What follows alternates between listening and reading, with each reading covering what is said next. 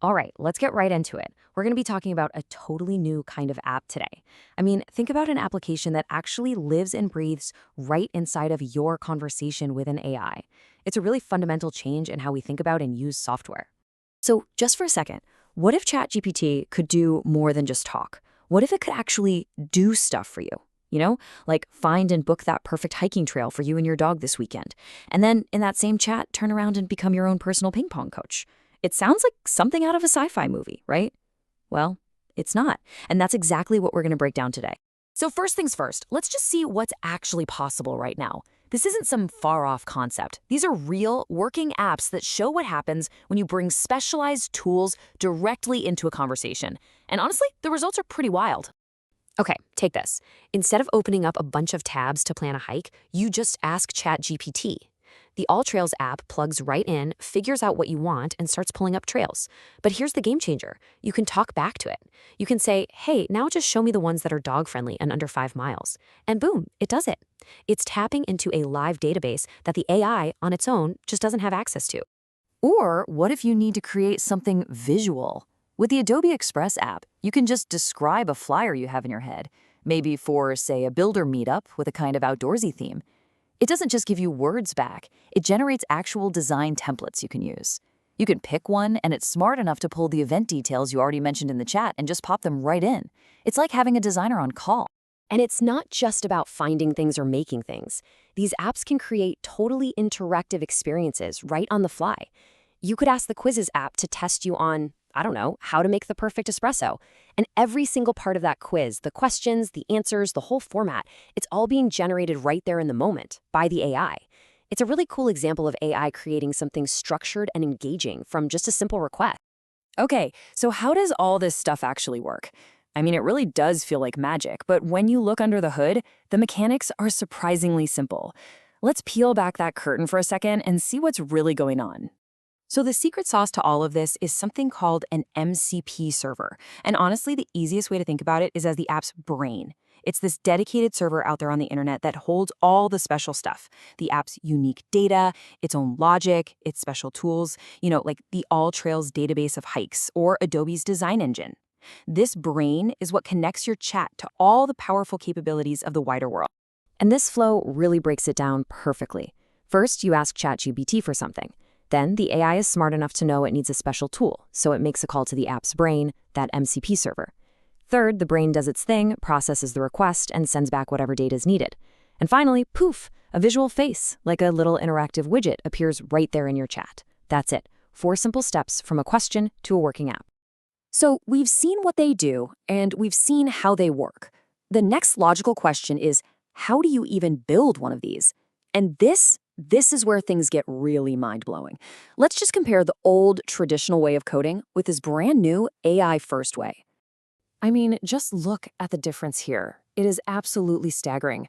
On one side, you've got the old way, spending hours reading documentation, hunting down sample code, manually typing out code for days, and then the headache of fixing deployment issues. Any developer will tell you that's the grind. And then you look at the other side, the AI-first way. It can all start with just one single clear prompt. That's not just an improvement, that's a whole new ballgame. So, the big question is, does that really work? Like for real? Well, let's put it to the test.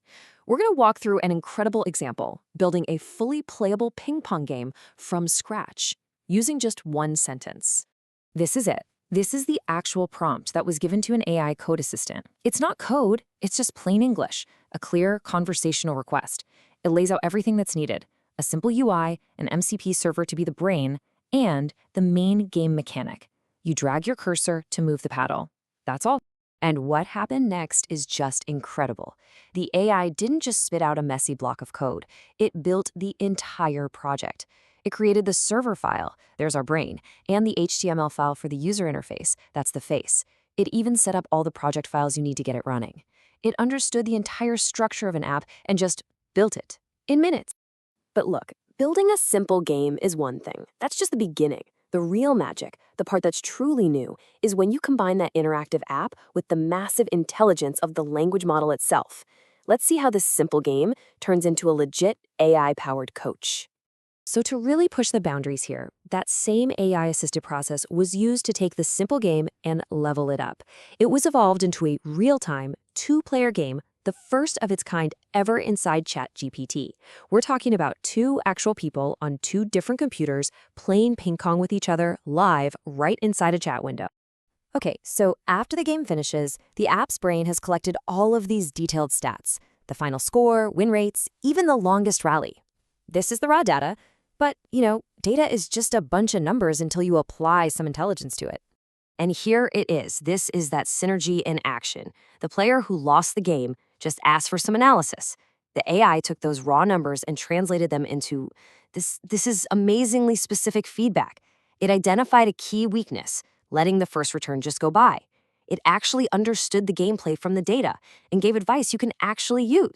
And it wasn't just giving out generic tips either. For the person who won, it gave a totally different level of coaching. It started talking about advanced tactics, like mixing up pace and placement. It understood the context, it knew this player was already good, and it gave nuanced advice on how to get even better. That right there is the power of combining an interactive app with a reasoning AI. So what's the big takeaway from all this? I mean, it's about way more than just a fun ping pong game. This is pointing to a whole new future for how we use software, a future that's conversational, it's interactive, and it's incredibly intelligent.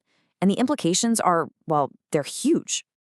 So in this new world, what makes an app truly great? It really just boils down to one of these three things.